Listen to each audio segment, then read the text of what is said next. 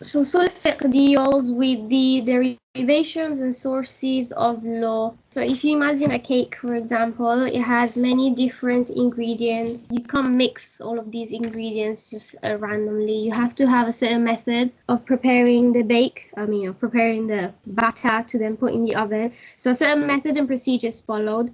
And you can even have different kinds of ingredients, so you can have different types of sugar and stuff like that. So just like that, the scholars of our deen, they too have their own ways and methods of arriving to their own cake, to arrive to their own laws. So our ingredients are the Quran,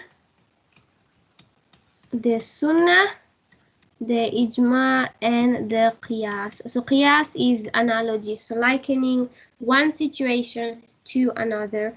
We just covered the sunnah, and in the sunnah section it covers how to read words. So there are 4 ways in which you can understand a word in the Quran. So it can be based on its etymology, so that's what the word is, the origin of the word, and how it is originally.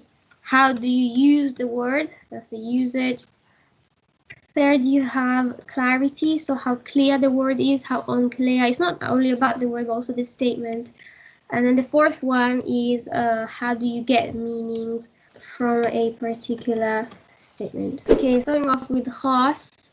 So al-Khaas lafzun wudi'a li ma'na ma'lumin. So it is a word coined for a particular meaning, or li musamma ma'lumin, for a particular word, and it can indicate 3 types of things. So the first thing it can indicate is a fardun, so that's the individual. The second thing it can indicate is a neuron, which is the species, and that's only a man and a woman. And then it can indicate the genes, which is the genus. So it can indicate these 3 things. So genes, you can imagine this to be kind of like a hierarchy. So you have the genes first, so that's the human being. And then you have the neuron, which is a man and woman. And then you have the fardun, which are all the singular individuals that make up this. So here you'd have Amira, you'd have Yumna, and people, specific people you'd have all in here. So the rule for Khaas is that you act upon it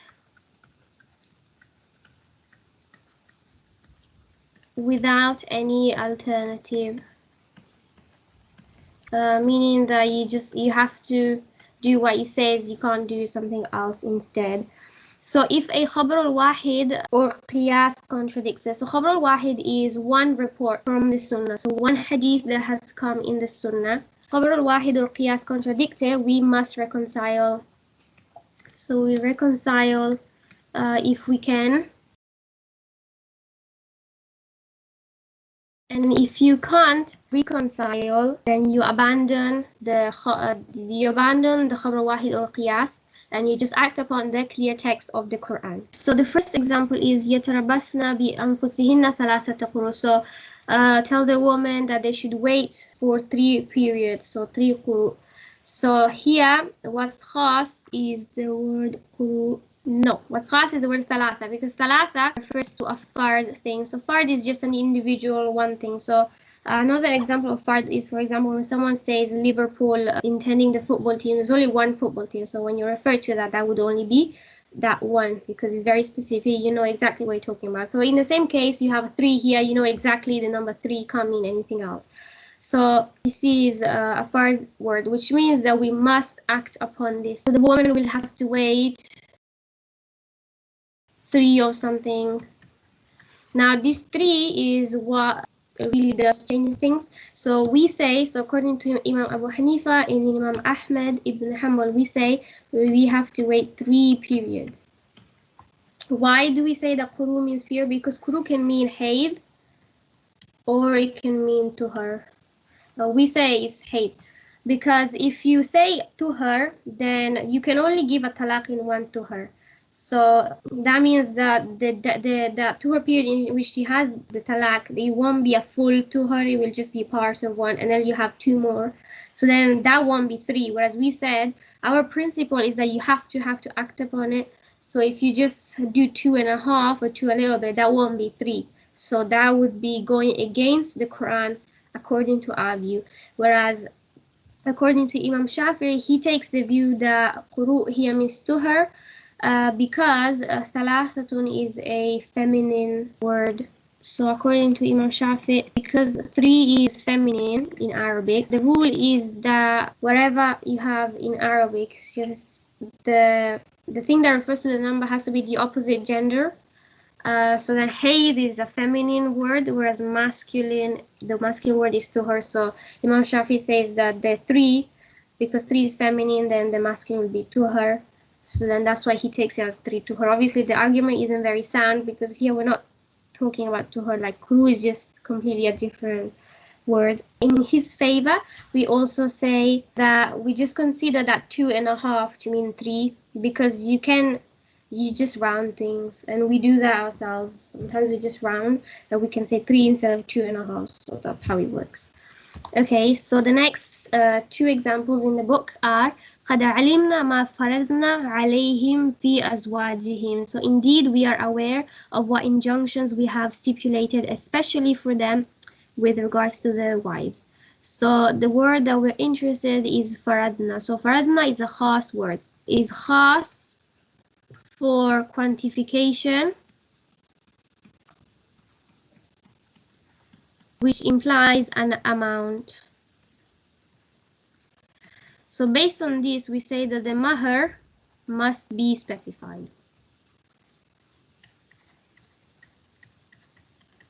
And in fact, we do specify the mahr according to us should be at least 10 dirhams. Imam Shafi says that you do not need to specify the mahr at all. And we obviously don't agree with him because our principle is the khas. We have to act upon it without any alternative. So the qiyas of likening mahr to a simple transaction of bay will not be accepted. So the reason why that's qiyas is because Imam Shafi he compares marriage with a normal sale where you buy stuff and sell things. So when you are selling and buying, what you're mainly getting at is the ownership of something, and you're not the payment necessarily is not stipulated. So that's why according to him the payment doesn't have to be stipulated. So if you get a question explaining these things, the first thing that you should do is mention what's khas and what's our principle behind khas and how it applies, and if there are any differences of opinion between other scholars, you can mention that too. So the third example is حتى تنكح زوجا غير, until she marries a husband other than him. So here the word that we're looking at is tankiha, which is feminine for she gets married. So one last note for example number 2 is that the author, he says that this is about mahr, but according to the context this verse is actually about nafaqah. So even this is a bit of a dodgy example. So what the author saying is that it's khas on the fact that the woman can get married. The woman can get married on her own, so she doesn't need a mahram. So we will not say that the marriage is invalid only because she doesn't have a wali, she doesn't ask for permission. Now the khabar wahid that says that whoever marries without her guardian, her marriage is batil. In reality, we do reconcile, and the way we reconcile is that if she is kufu compatible, then the nikah without a wali is okay. If she is not kufu, then the nikah is not even valid. So this is how we reconcile. So the next chapter, we're still in the etymology section. So عام كل لفظ ينتظم جمعا من الأفراد. So عام, it is every word, ينتظم, which means incorporates, is every word that incorporates a multitude of individuals, and it is of 2 types. You have lafzan, which is the word itself includes a lot of people, so those would be plural words like muslimuna, mushrikuna, or ma'nan, man and ma. when you say whatever or everyone, whoever, these kind of words by themselves, they don't include people, but when you complete the sentence, they'll include whatever comes after them. So there are two types of so we'll have a look at this one first. I want to change the pen color. So the first type of عام will be عام خص عنه البعض. So خص means to be excluded. So the عام خص عنه البعض, in which some things are excluded. So is not inclusive. The not inclusive عام has a different ruling principle than this one here. So the one from which some are excluded, so the general text that is restricted basically. The rule is that you act upon it keeping in mind the further restriction. So when an evidence of a restriction is found and it is established, then you can limit, you can add your limitations and stuff. So for example, we have the statement in the Quran, eat whatever you like. Well, eat whatever you want. Now that eat in whatever you want, that ma you have here, that's obviously, it's not restrictive. It's saying that you can do what you like. But the problem is, well, it's not a problem, that we know that pork is haram. So because pork is haram and we established it, that it is, it will restrict the statement, eat whatever you like, eat whatever you want. And if there's other further restriction that imply from the haram. So for example, if we say that everything that's filthy is haram, then in the future, whatever we discover to be filthy, that will also be added to the list of haram things. That's what we mean. That's what we mean when we say that the rule is to act upon it, keeping the restrictions in mind and considering the fact they can be further restricted in the future. So the other point about this is the khabar al-wahid and qiyas. They can limit a عام خص عنه البعض. They can limit this one. Now the book Usul Shashi mentions a proof as to why the word ma is actually general and it refers to the whole thing.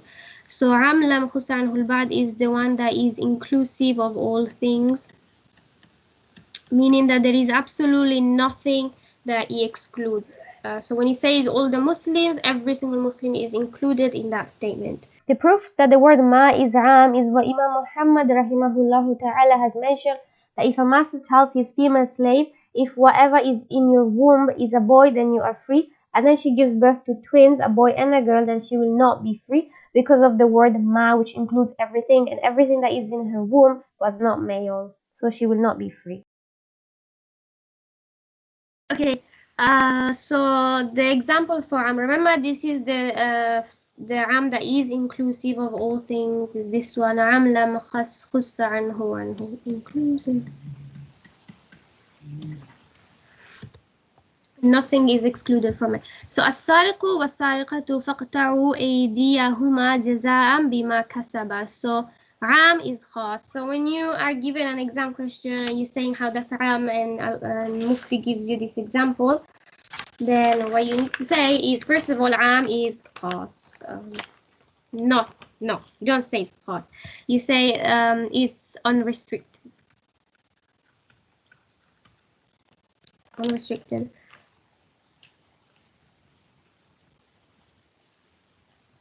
Okay, I don't know if I've mentioned it, but the عام from which nothing is excluded cannot be altered by خبر واحد and qiyas.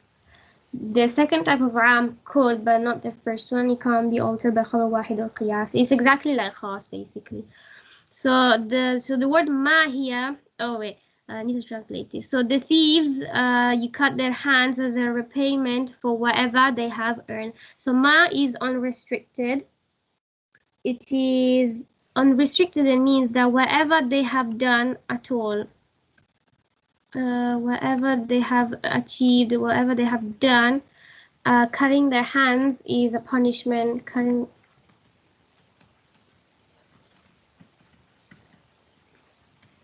Cutting the hands is the ultimate punishment for this, which means that if, for example, the item gets destroyed,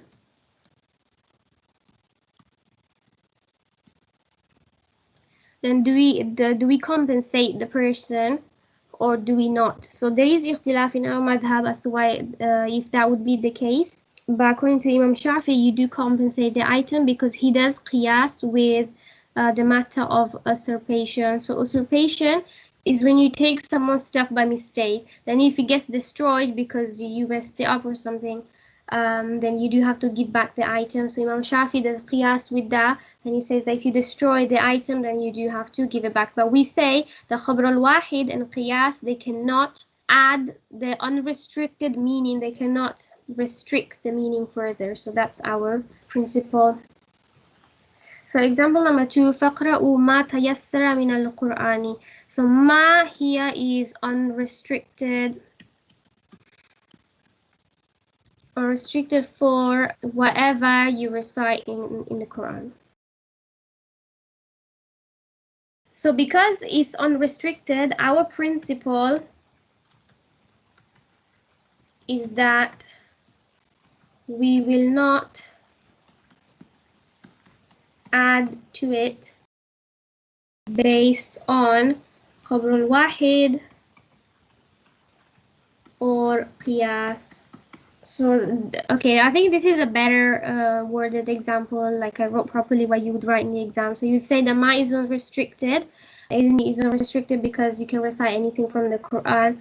Now our principle is that we will not add anything to it based on khabr wahid and qiyas. Now what is the khabr al-wahid? Now there is a hadith from the Prophet. So this is my way of saying hadith from the Prophet. He says that there is no salah without Surah Fatiha. If you don't read Surah Fatiha, something along this line is this hadith. So because of this hadith, do we restrict this? Absolutely no. So we will not consider, we will not make Surah Fatiha fard. You probably believe. I'll just continue by just talking. So we will not make Surah Fatiha fard based on the unrestrictedness of this ayah. So Surah Fatiha is not compulsory for you to complete the fard of the prayer, but we do reconcile saying that it is wajib. Imam Shafi makes a fard, we make a wajib because we do not add, we do not alter our Quranic verses, whereas the Shafi, they don't mind altering text. We can't alter them according to our principle. وَلَا تَأْكُلُوا مِمَّا لَمْ يُذْكَرِ اسْمُ اللَّهِ alayhi. So do not eat anything from which Allah's name has not been mentioned upon. So mimma is unrestricted for whatever thing Allah's name has not been mentioned on. Based on this, we say that if you do forget, according to us, it's as though you do say it, because had you remembered,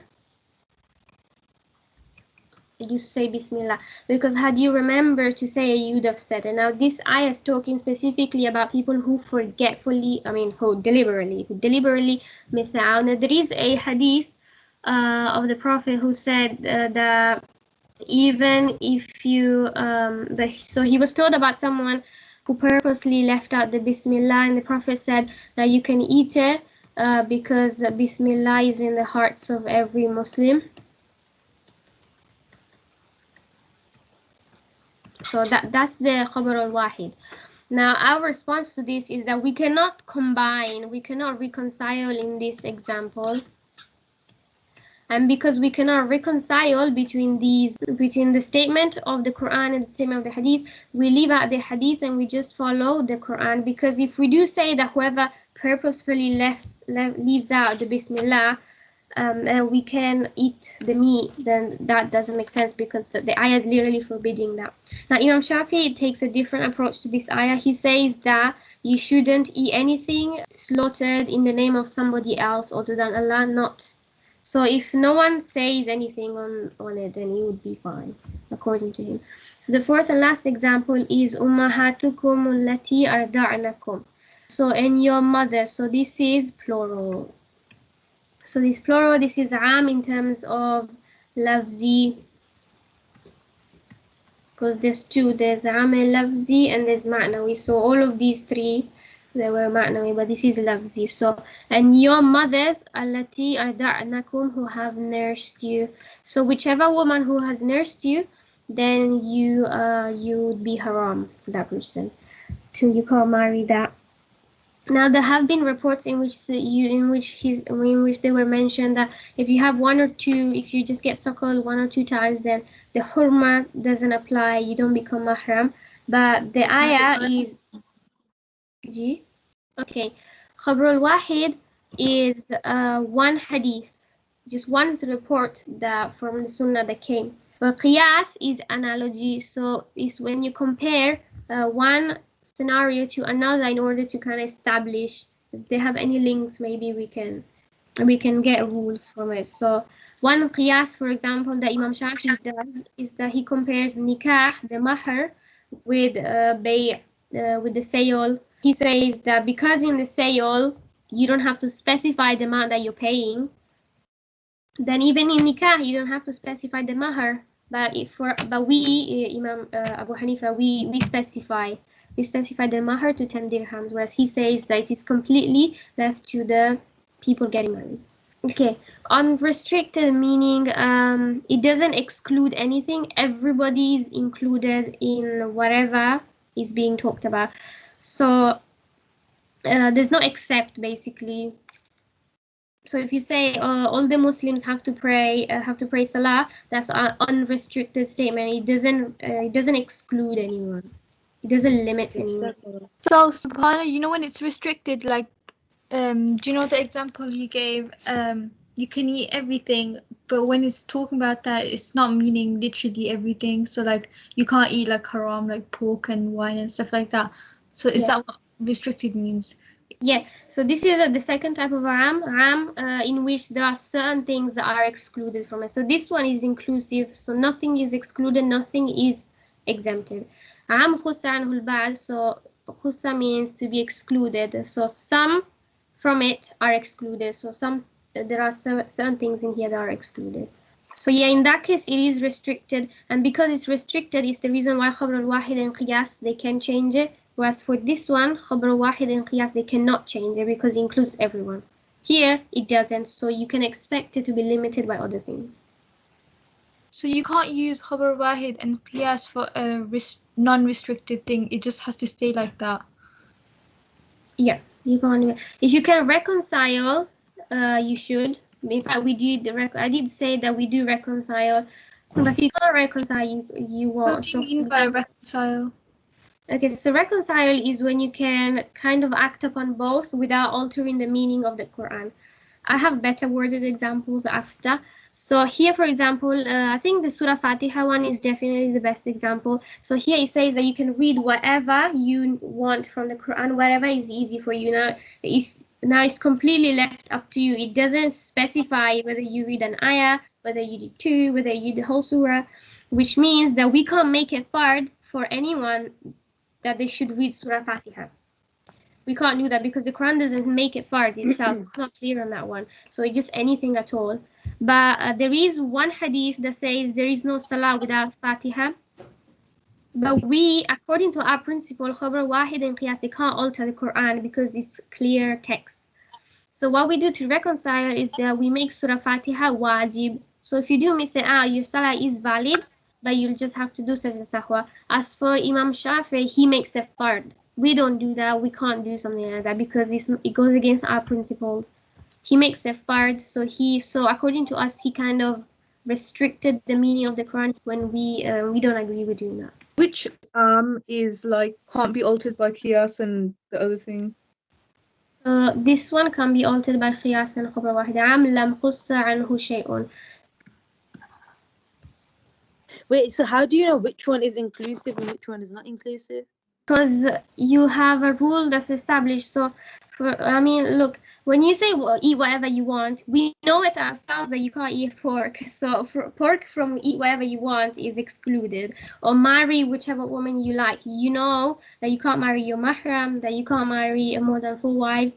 So that would apply. We would know because these are also the only examples in the books. Am means general. Am means the general unrestricted statement.